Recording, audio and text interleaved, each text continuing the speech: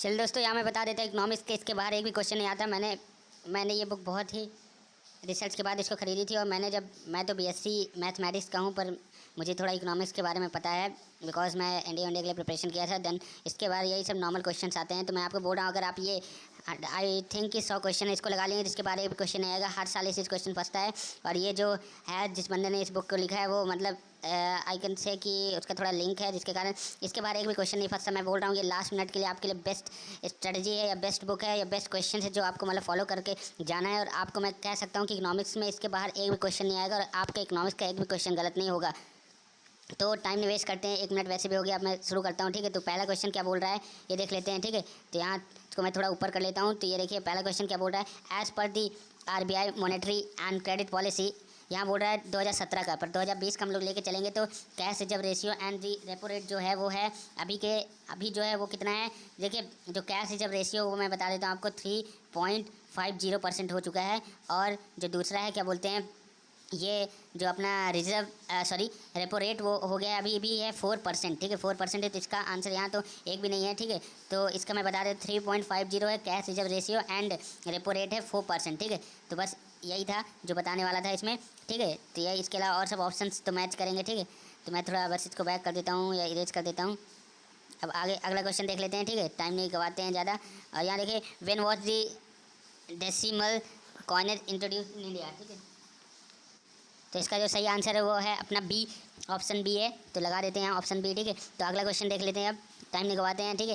As present how many banks are working under public sector in India. तो ये भी मैं बोल रहा हूँ कि अब थोड़ा यहाँ स्टेटस चेंज हो चुका है, ठीक है। यहाँ अपडेट हो चुका है। अब टोटल जो पब्लिक सेक्टर बैंक इंडिया में वो सिर्फ हो चुके हैं कितना, 12, ठीक है। 12 इसमें ऑप्शन नहीं है, पहले ये 27 था जिसके आप घट के सिर्फ 12 हो चुके हैं। तो इसका आंसर 12 है, ठीक है। अगला क्वेश्चन अब देख लेता हूँ इसी में, ठीक है। अगला question, consider the following statement, national thermal power corporation had diversify into hydro power sectors, power grid corporation of India है डाइवर्सिफाई इनटू टेलीकॉम सेक्टर्स। तो बोल रहा है ओनली ए सही है कि ओनली बी सही है या बोथ ए एंड बी सही है, नाइदर ए, एक और दो, ठीक है। ये मतलब मैं आपको कह सकता हूँ थोड़ा कॉम्प्लिकेटेड क्वेश्चन है, इतना हार्ड नहीं पूछा जाता, तब भी मैं करा देता हूँ क्योंकि क्वेश्चन तो इसी में से आना ही आना है, ठीक है। मेरी बात अगर आप मान के चलते, मैं बोल रहा हूँ आपके इकोनॉमिक्स में एक भी क्वेश्चन नहीं गलत होंगे, ठीक है। तो इसका जो आंसर है वो बता देता हूँ, ओनली वन इज करेक्ट, ठीक है। तो पहला वाला करेक्ट है। मैं एक बार दिखा भी देता हूँ क्या बोल रहा था। पहला वाला, नेशनल थर्मल पावर कॉर्पोरेशन है diversify into hydro power sectors. तो ये हमें पता है। तो एनटीपीसी है वो क्या है, हाइड्रो पावर सेक्टर्स पे काम करती है, ठीक है। अब अगला क्वेश्चन देख लेते हैं इसी में, which one of the following state has the highest female literacy rate in India. ये तो सबको पता होगा कौन सा है। इसका आंसर सिंपल है, ए, केरला, ठीक है। पर कितना है वो भी कई पूछ लेता है। मेरे भी ऐसे में पूछा था जनरल अवेयरनेस क्वेश्चन में, वो मैं बता देता हूँ आपका है 92.07% एज़ पर दी 2011 सेंसस के, ठीक है। इतना है, ठीक है। इसको इरेज कर देता हूँ। और अगला क्वेश्चन देख लेते हैं, टाइम नहीं गवाते हैं ज़्यादा। तो अगला क्वेश्चन है, economic liberalization in India started with a substantial changes in the industrial licensing policy, the convertibility of Indian rupee, doing away with the procedural formalities for foreign direct investment और significant reduction in tax rate। तो मुझे लगता है ये तो आप लोग को आता ही होगा। इसका आंसर बहुत ही सिंपल लिख रहा है, जो बड़ा हो उस पर लगा दो, ठीक है। नहीं, ऐसा कुछ नहीं है, ये इजी भी था। Substantial change in the industrial licensing policy, इसी कारण तो इकोनॉमिक लिबरलाइजेशन इंडिया में स्टार्ट हुआ था, आप लोग को याद हो तो। मुझे तो याद है भाई, मैं इकोनॉमिक्स का नहीं हूँ तब भी, सॉरी, इरेज कर देता हूँ इसको। अगला है, गिल्ट एज मार्केट मीन्स, क्या होता है इसका, बुलियन मार्केट या फिर मार्केट ऑफ गवर्नमेंट सिक्योरिटीज़ या फिर market of guns and market of pure metals. इसमें से कौन सा ऑप्शन सही होगा। तो इसका जो आंसर है वो है अपना बी ऑप्शन, ठीक है। तो बी ऑप्शन इसका आंसर क्या है, बड़ा वाला टिक लगा दो, ठीक है। मार्केट ऑफ गवर्नमेंट सिक्योरिटीज़, ठीक है, इसका आंसर हो चुका है।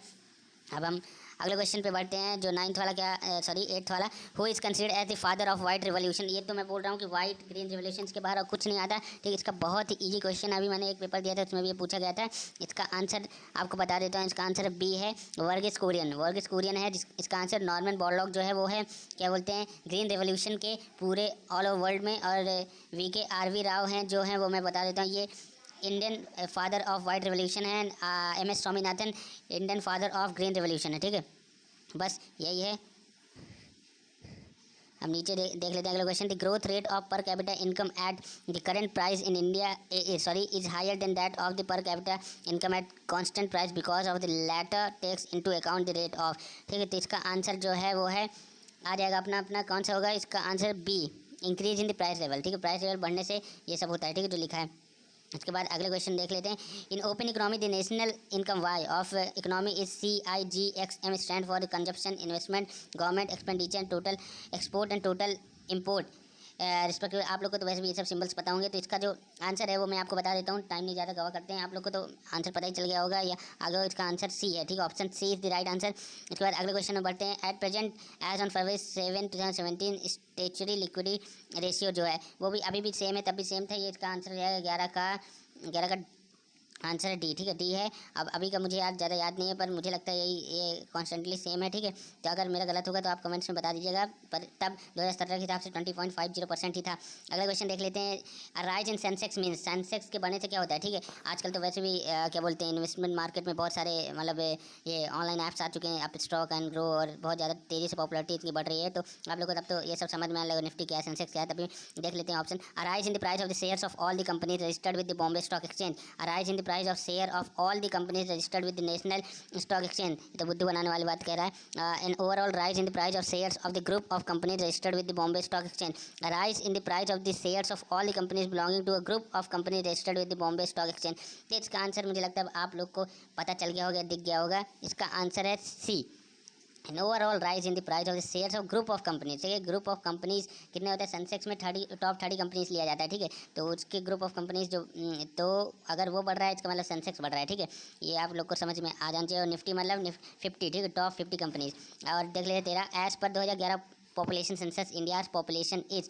ये तो बहुत ईजी क्वेश्चन है, अगर आपको ये नहीं आता तो आपको सेंसेक्स अच्छे से पढ़ना होगा, कि सेंसेक्स से बहुत सारे क्वेश्चन नॉट ओनली ये हर एक एंट्रेंस हर एक कॉम्पिटेटिव एग्जाम में पूछा ही जाता है, ठीक है। जैसे अभी हम एक रिले वाला कर लिए थे और एक ये आ चुका है। अगला क्वेश्चन देख लेते हैं।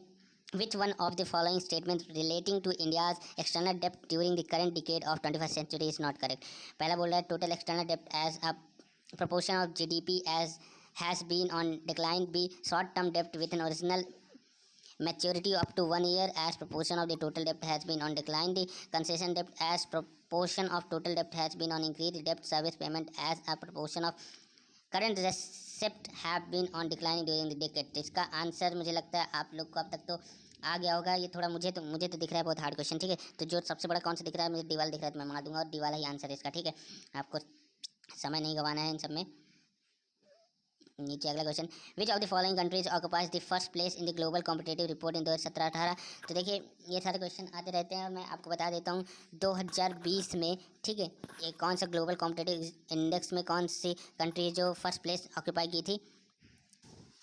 तो इसका आंसर जो है वो है स्विट्ज़रलैंड, ठीक है। स्विट्ज़रलैंड 2019 में था, और 2020 में जो है मतलब अभी ग्लोबल कॉम्पिटेटिव इंडेक्स टॉप मारा है वो है कौन सा, स्विट्ज़रलैंड इटसेल्फ, ठीक है। मैंने शायद कुछ गलत बोल दिया है, ठीक है।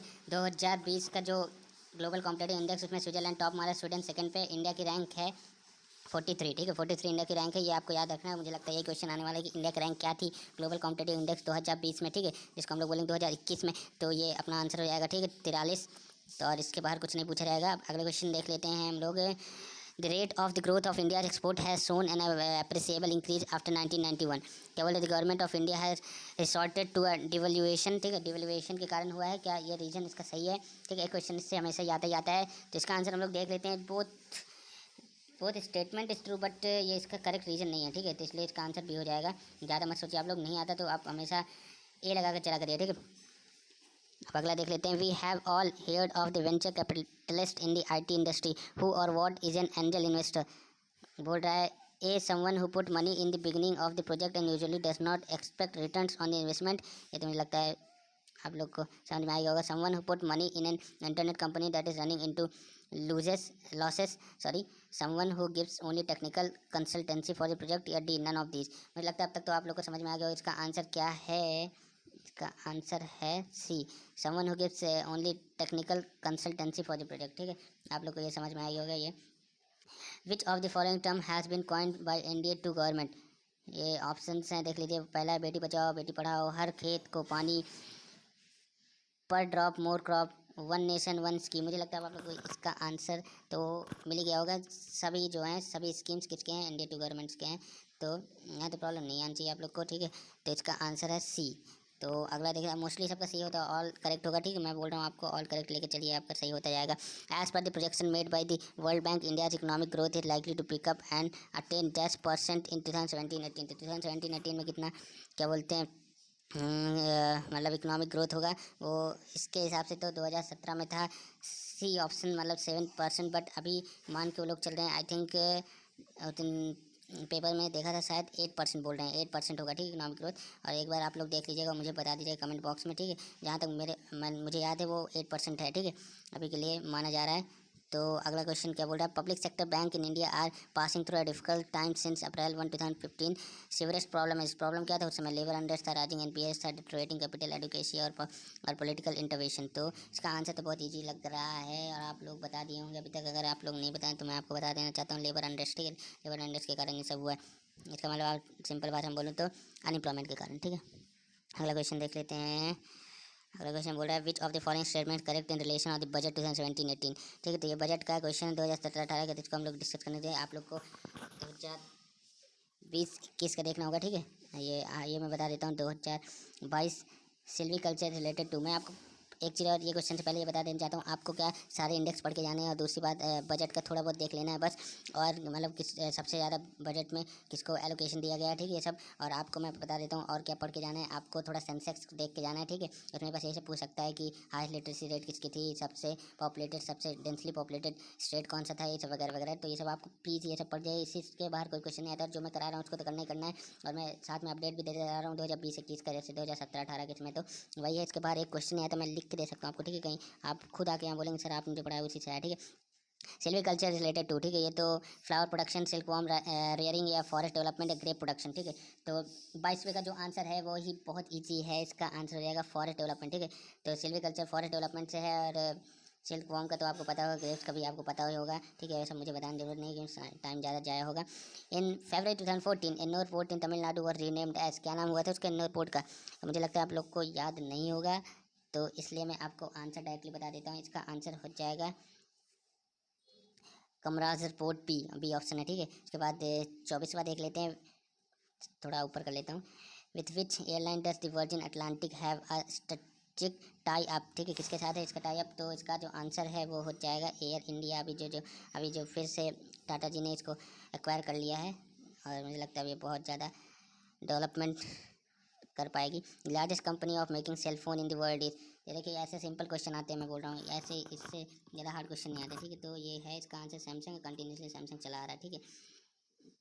ये क्या, तो यही है। मैं आपको बोल रहा हूँ पहले आप इतने क्वेश्चन करिए, उसके बाद मैं एक और वीडियो डालूंगा आगे क्वेश्चन के।